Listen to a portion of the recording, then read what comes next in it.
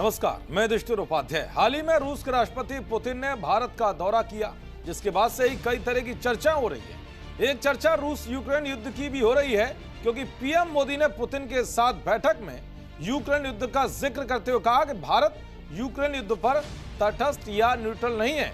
हम लोग शांति के समर्थक हैं और चाहते हैं कि दुनिया शांति की राह पर लौटे।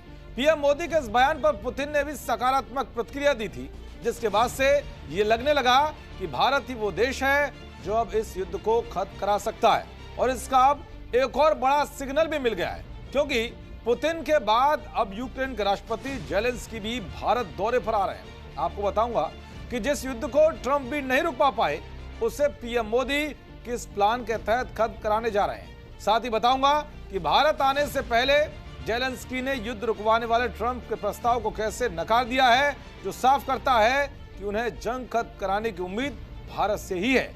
और आखिर में बताऊंगा कि कैसे यूरोपीय देशों ने भारत से आग्रह किया है कि वही अब युद्ध रुकवा सकता है। दरअसल ये बात दुनिया को अच्छे से पता है कि सुपर पावर कहे जाने वाला अमेरिका किसी भी देश को डराने, धमकाने और दबाव बनाने के लिए कैसे न्यूक्लियर ब्लैकमेलिंग का खेल खेलता आया है।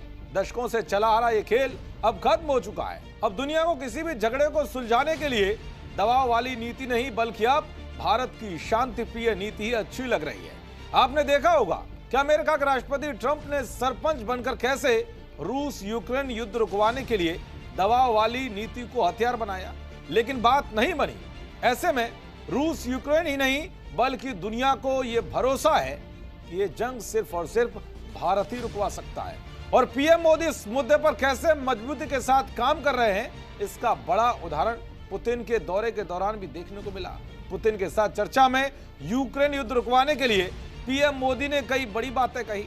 अब कहा जा रहा है कि पीएम मोदी ने पुतिन के सामने वो प्लान पेश कर दिया है जो ये जंग खत्म कराने वाला है, जिससे पुतिन भी सहमत है। जिसके बाद ये कहा जा रहा था कि जेलेंस्की को इसके लिए कैसे राजी किया जाएगा। अब इसको लेकर भी बहुत बड़ी खबर सामने आई है। खबर है कि जेलेंस्की कुछ ही दिनों बाद जनवरी में भारत दौरे पर आ रहे हैं। जेलेंस्की के दिल्ली दौरे की तैयारी भी शुरू हो गई है। दरअसल भारत लगातार कीव और मॉस्को के संपर्क में है और शांति के लिए दोनों ही देशों से बात कर रहा है। पीएम मोदी खुद यूक्रेन का भी दौरा कर चुके हैं। मोदी ने जेलेंस्की से कम 8 बार फोन पर बात भी की है।